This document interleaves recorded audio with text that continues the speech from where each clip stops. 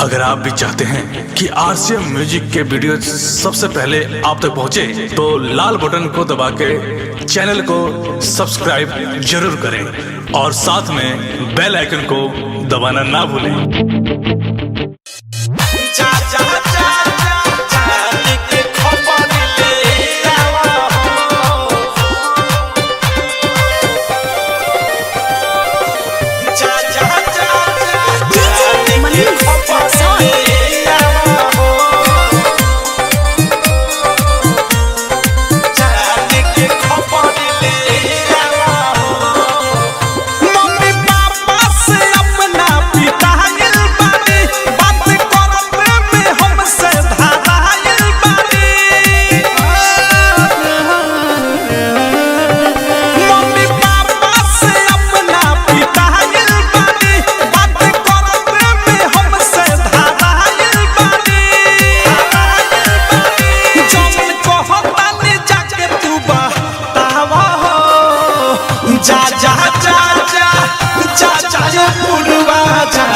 के खबर ले आवा हो, रोता होई है पगली हमारे हो, जाके तनी समझावा हो। जा जा जा जा जा जा ये पुरवा जाने के खबर ले आवा हो, रोता होई है पगली हमारे हो, जाके तनी समझावा।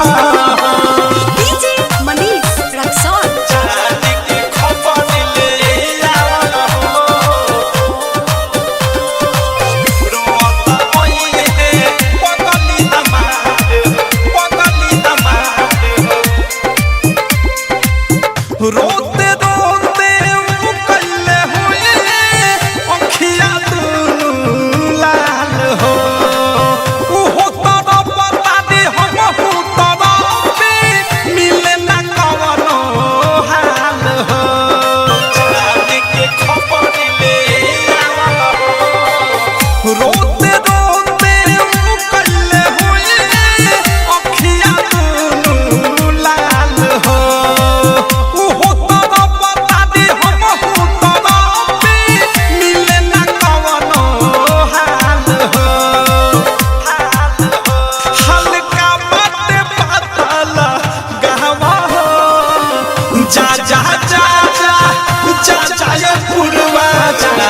के खबर ले आवा हो, रोता होई है पगली हमारे हो, जाके तनी समझावा हो।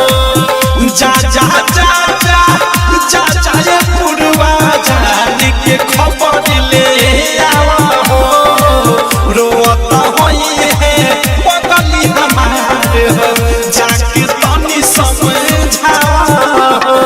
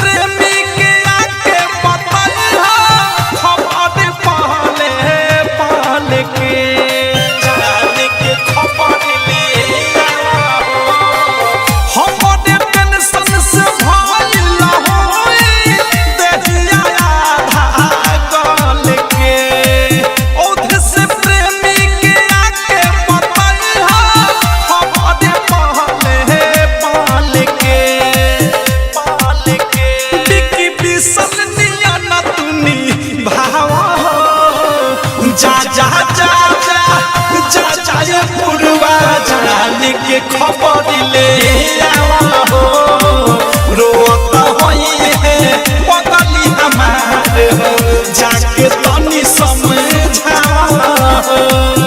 जा जा जा जा जा जा ये पुरवा जाने के खबर ले आवा हो, रोता होई है पगली हमारे हो, जाके तनी